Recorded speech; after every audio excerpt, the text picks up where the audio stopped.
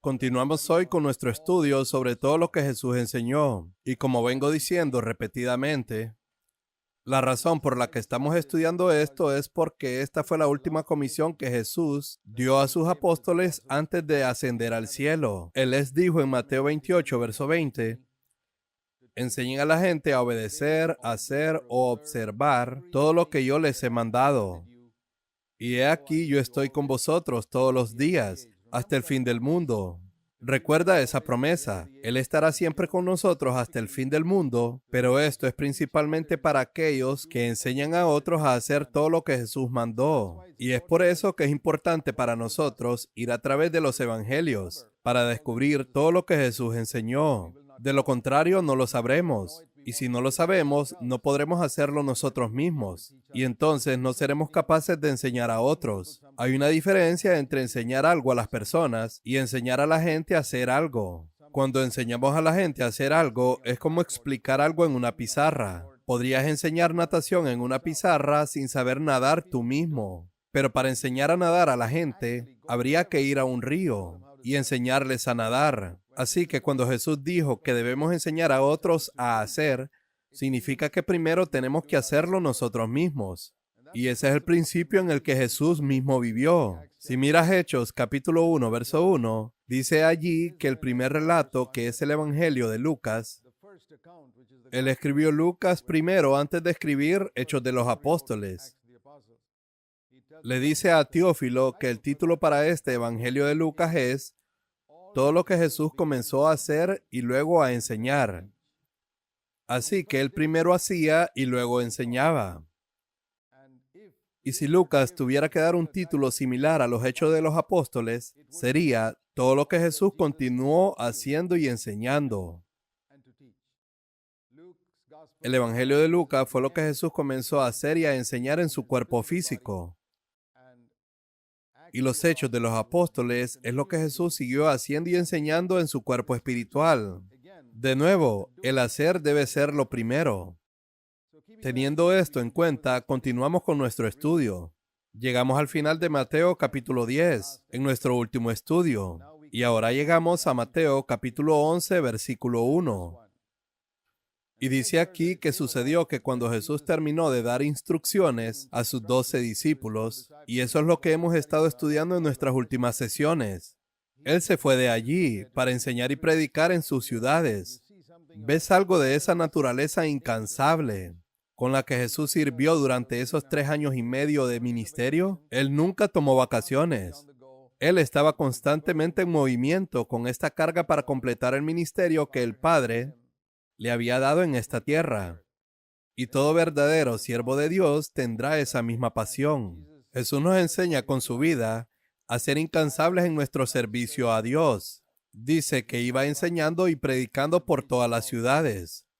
Y luego leemos cuando Juan el Bautista estaba en la cárcel, él escuchó hablar de lo que Cristo estaba haciendo. Juan el Bautista envió a sus discípulos a preguntarle a Cristo, ¿eres tú el que ha de venir o esperaremos a otro? Ahora, esto es interesante porque más adelante Jesús dice que Juan el Bautista es el hombre más grande nacido de mujer y el profeta más grande hasta ese momento. Y sin embargo, este hombre, que era el profeta más grande, tenía dudas sobre Cristo, si Jesús era el Mesías, aunque había visto esas señales sobrenaturales en el bautismo de Jesús. La paloma que descendió, la voz del cielo y la sensación en su propio espíritu de que este era el Cordero de Dios que quitaría los pecados del mundo. Entonces, ¿por qué surgió esa duda en Juan el Bautista? En primer lugar, recuerda que él estaba bajo el antiguo pacto. No podemos compararnos con él, porque en el nuevo pacto tenemos al Espíritu Santo y tenemos muchos privilegios que la gente bajo el antiguo pacto no tenía. Así que no estamos aquí para compararnos con él. Pero la razón es que cuando Juan estaba en prisión, él esperaba que Jesús pudiera liberarlo. Esperaba que Dios lo librara de la cárcel, porque él había cumplido fielmente su ministerio. por qué Dios le permitía estar en prisión. Ahora bien, Pablo nunca tuvo ese tipo de preguntas cuando él estaba en prisión. Pedro tampoco tuvo ese tipo de preguntas cuando estuvo en prisión. Y no es porque ellos fueran mejores que Juan el Bautista, sino fue porque ellos tenían el Espíritu Santo. Y es por eso que nunca debemos compararnos con los profetas del Antiguo Testamento, cuando vemos los errores que cometieron. Incluso David cometió adulterio. Recuerda que él estaba bajo el antiguo pacto. Muchos cristianos no entienden la clara diferencia entre el antiguo y nuevo pacto, y el privilegio que tenemos hoy de ser llenos del Espíritu Santo desde adentro, el cual ellos nunca tuvieron en el antiguo pacto. Cuando dice que Juan el Bautista fue lleno del Espíritu Santo desde el vientre de su madre, fue solo sobre él. El Espíritu de Dios estaba sobre Juan, pero no dentro. Hoy tenemos el Espíritu dentro de nosotros. En el antiguo pacto había un velo entre el alma y el Espíritu, por lo que el Espíritu no podía penetrar a través de él en el espíritu del hombre y habitar en su interior. El Espíritu solo podría estar sobre las personas y fluir sobre ellas y ser bendición quizás para miles. Pero en el nuevo pacto el Espíritu viene porque el velo ha sido rasgado entre el alma y el Espíritu. El hombre puede tener a Dios habitando dentro de su espíritu, desde lo más íntimo de su ser, fluyendo como ríos de agua viva. Esa es la diferencia. Así que leemos aquí que Juan el Bautista tenía esta duda, porque el Espíritu no estaba dentro de él. Y entonces se preguntó, ¿por qué sigo en prisión? Se supone que soy el precursor de Cristo y quiero completar mi ministerio. Pero él no se dio cuenta de que había completado su ministerio. Así que cuando le mandó a preguntar a Jesús si él realmente era el Mesías, Jesús no le manda a decir, ¿no te acuerdas lo que viste en el bautismo? No. Él entiende la lucha que tuvo la gente bajo el antiguo pacto. Y le dice, ve y dile a Juan lo que oyes y ves. Los ciegos reciben la vista, los cojos andan, los leprosos quedan limpios, los sordos escuchan, los muertos son resucitados y a los pobres se les anuncia el evangelio. Eso es lo más importante de todo, en orden ascendente. Los ciegos reciben la vista, los cojos andan, los leprosos son limpiados, los sordos escuchan, los muertos resucitan, y el más importante de todos, a los pobres se les anuncia el evangelio. Así que el Señor decía, he aquí las señales que prueban que soy el Mesías. Así que vemos claramente que todas estas señales mencionadas en el verso 5 no tenían que repetirse necesariamente a lo largo de la era cristiana, a lo largo de estos 2000 años, acerca de que los cristianos irían por ahí dando a todos los ciegos la vista, que los sordos escuchen, limpiar a todos los leprosos y levantar a todos los muertos. Ese no es el significado. Estas eran señales específicas que pretendían respaldar el hecho de que Jesús era el Mesías. Y lo deja muy claro aquí, porque esa era la pregunta. ¿Cómo sabemos que Él era el Mesías? Es importante que entendamos lo que Jesús estaba enseñando aquí, para que no vivamos bajo la falsa ilusión que muchos cristianos viven hoy en día, de que cada cristiano que esté enfermo debe ser sanado. Y si los predicadores están predicando esto, están llevando a otros a un engaño. Así que recuerda, estas fueron las señales que respaldaron el hecho de que Jesús era el Mesías. Y luego continúa diciendo en el verso 6, bienaventurado el que no tropieza por causa mía, el que no se ofende con algo que yo haga o deje de hacer. Es muy fácil para los cristianos ofenderse cuando esperan que Dios haga algo y Él no lo hace. Por ejemplo, aquí el caso de Juan el Bautista. Él esperaba que Cristo lo librara de la cárcel. No sucedió como él creía o esperaba. Y tal vez se sintió decepcionado y ofendido. Y por eso el Señor está diciendo, bienaventurado el que nunca se ofende conmigo. Es una de las cosas que Jesús enseñó que necesitamos practicar en nuestra propia vida. Ya sea que Dios no haga lo que esperamos o hace algo que no esperamos. No nos ofendamos porque Él es soberano y Él sabe lo que es mejor para nosotros. Nosotros mismos no lo sabemos, pero Él sabe lo que es mejor y Él hará lo que sea mejor para sus hijos. Y luego, mientras se iba, en Mateo 11, verso 7, Jesús comenzó a hablar a las multitudes acerca de Juan y les dijo: ¿qué salisteis a ver en el desierto? ¿Buscabais una caña sacudida por el viento? Ya sabes, una persona inestable como lo son muchos predicadores, que se inclinan hacia donde sopla el viento. ¿Sabes? El Señor estaba diciendo, ¿es este tipo de persona la que fueron a ver? Entonces deben haber visto a muchos predicadores, dando a entender que estos son movidos por el viento de la opinión pública. Si la gente anhela algo, la caña se mueve en esa dirección. Hoy en día leemos acerca de iglesias amistosas, y tratan de decir que están cumpliendo el ministerio de Cristo, de ser amigos de los pecadores. Pero no te conviertes en amigo de pecadores comprometiendo tus convicciones, porque entonces no eres amigo de los pecadores en absoluto, porque no los liberas de su pecado y de su mundanidad. Así que las iglesias amistosas y las actitudes amigables, por eso resultarán comprometiendo sus convicciones. Y nos volvemos como una caña que se mece con el viento. Si el viento sopla a la izquierda, vamos hacia la izquierda. Si el viento sopla a la derecha, nos movemos a la derecha. Y vemos mucho de eso hoy en día. Vemos, por ejemplo, que de repente empieza una moda que consiste en gente tirándose al suelo o que se ríen incontrolablemente. Y luego otros predicadores lo ven y dicen, hey, esta es la manera de hacer las cosas. Así que tenemos que manipular y producir eso en nuestra congregación también. Y después de un tiempo ves a alguien poniendo las manos sobre otra persona y empujándolo hacia abajo. Eso pasa por lo general en alguna parte del occidente. Y luego te encuentras que en muchos países del tercer mundo la gente comienza a imitar eso. Y dicen, este es el camino para la popularidad. O escuchas a alguien hablar sobre el evangelio de la prosperidad o de la sanidad y empiezan a pensar, eso es lo que deberíamos estar predicando ahora. Y entonces comienzan a inclinarse en esa dirección. Estos no son profetas de Dios. Estos son los que predican a personas que quieren que les hagan cosquillas en los oídos. Predican un mensaje agradable porque pretenden agradar a los hombres. El apóstol Pablo dijo en Gálatas capítulo 1, verso 10, si busco agradar a los hombres, no puedo ser siervo de Cristo. Es muy importante recordar eso. Si alguna vez busco complacer a los seres humanos, nunca podré ser un siervo de Jesucristo. Es un principio fundamental. No es que entonces sería un sirviente inferior, sino que no puedo ser un sirviente en absoluto. Un hombre tiene que elegir cuando quiere predicar la palabra de Dios, si va a ser un siervo de Dios o un siervo del pueblo.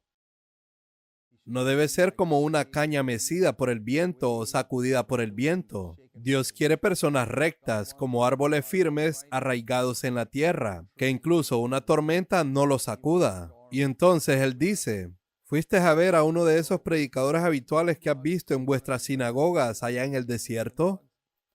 No, no en absoluto. Entonces, ¿qué saliste a ver?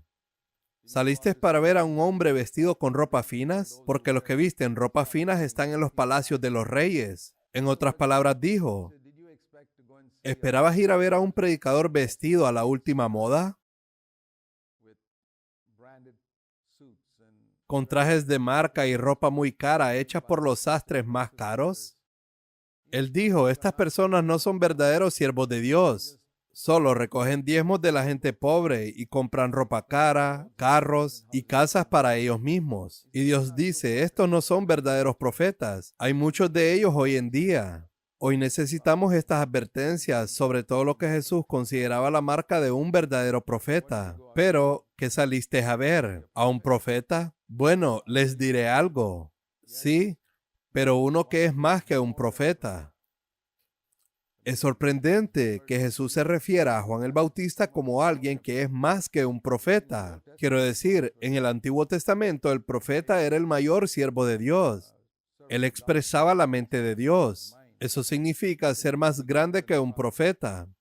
Y dice, este es de quien está escrito, he aquí yo envío mi mensajero delante de tu faz, quien preparará tu camino delante de ti. Todos los profetas profetizaron sobre la venida de Cristo, pero Juan el Bautista era único. Él vino a preparar el camino justo antes de la venida del Mesías. Fue el último de los profetas del antiguo pacto y tuvo el privilegio único de preparar el camino para la llegada del Mesías, porque él fue quien predicó: convertíos, porque el reino de los cielos se ha acercado. Ninguno de los profetas del Antiguo Testamento predicó el reino de los cielos. Predicaron el reino de la tierra, que si honras a Dios, Dios te dará la tierra de Canaán, y te librará de tus enemigos terrenales, y matará a los gigantes en Canaán, y te dará lluvia del cielo, te bendecirá, te prosperará y te sanará de tus enfermedades. Estas son las cosas que profetizaron los profetas del Antiguo Testamento.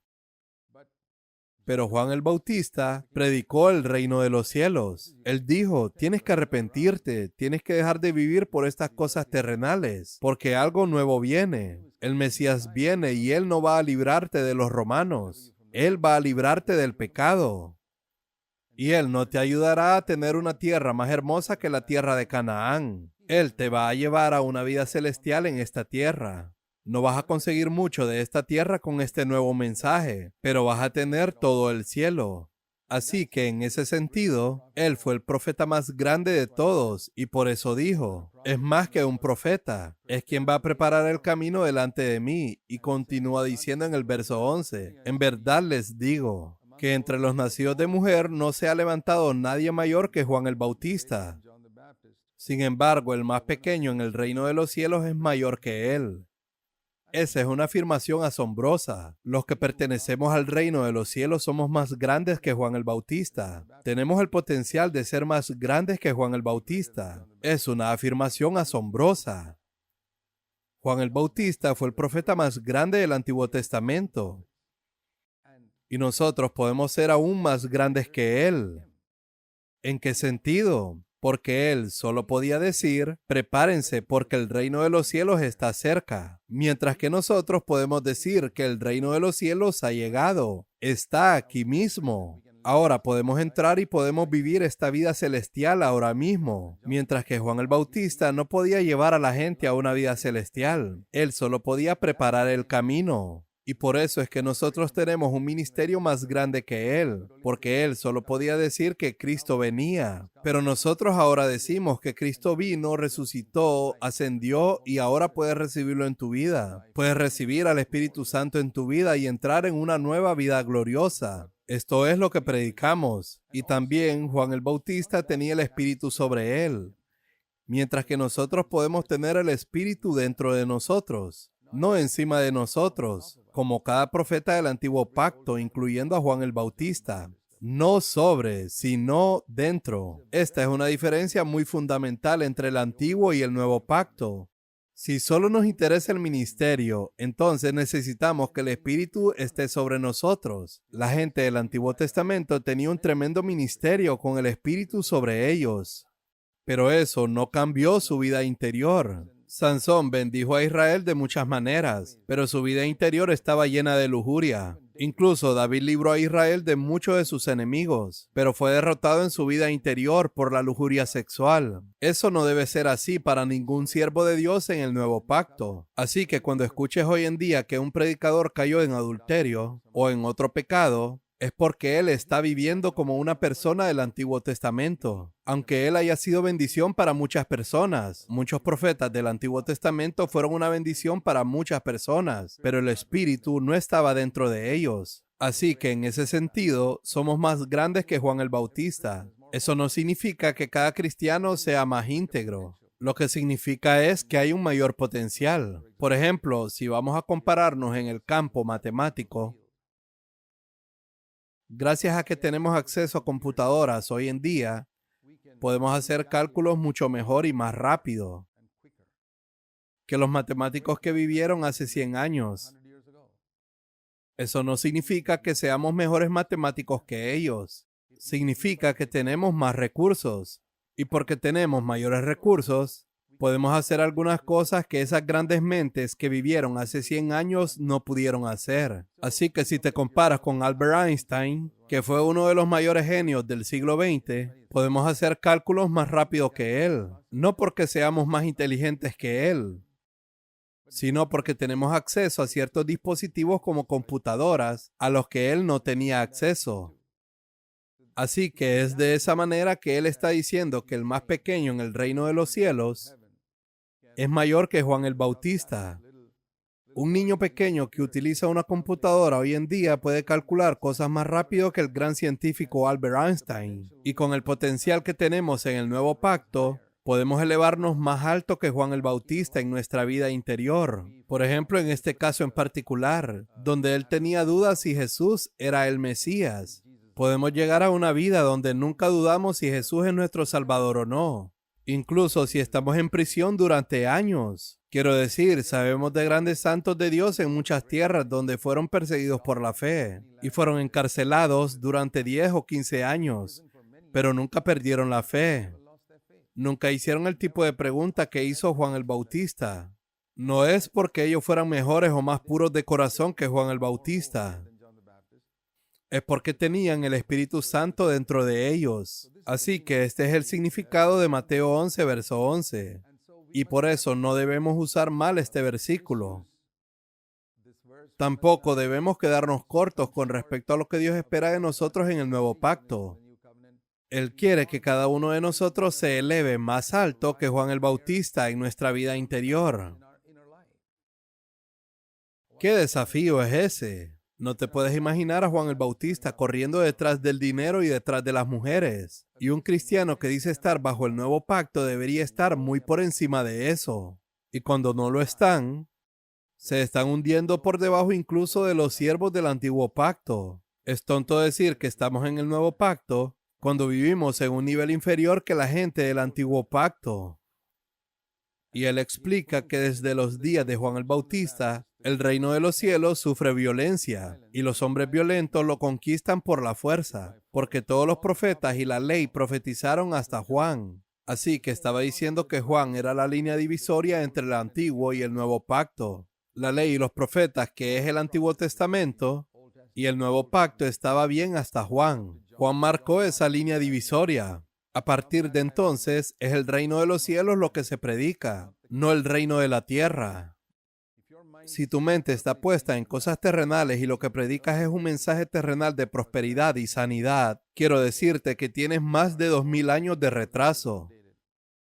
Es un mensaje del antiguo pacto, de Deuteronomio capítulo 28. No es el mensaje de Efesios 1, verso 3, que dice que somos bendecidos con todas las bendiciones espirituales en los lugares celestiales. No es el mensaje de Efesios capítulo 2, que dice que estamos sentados con Cristo en los lugares celestiales. Este es el mensaje que debemos predicar del reino de los cielos, que ya ha llegado. Y una última cosa que vemos aquí es que Jesús dijo que el reino de los cielos sufre violencia, y los hombres violentos lo toman por la fuerza. Ahora bien, básicamente los cristianos son gente de paz. No nos peleamos con los seres humanos. Nos concentramos en luchar contra el diablo. Los siervos del Antiguo Testamento luchaban contra seres humanos, pero nosotros no. Nosotros luchamos contra Satanás. Y aquí leemos que el reino de los cielos sufre violencia. ¿Qué significa eso? Es violencia interior contra Satanás y contra la carne, los deseos de nuestra carne. Luchamos con ellos y violentamente. Esta es la marca de los que buscan el reino de los cielos. Y estos son los que obtienen el reino de los cielos. Mucha gente no posee las riquezas del reino de Dios,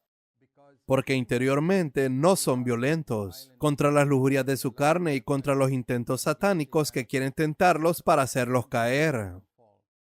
Así que recuerda esto. Habla de personas de corazón íntegro. El reino de los cielos lo arrebatan hombres violentos.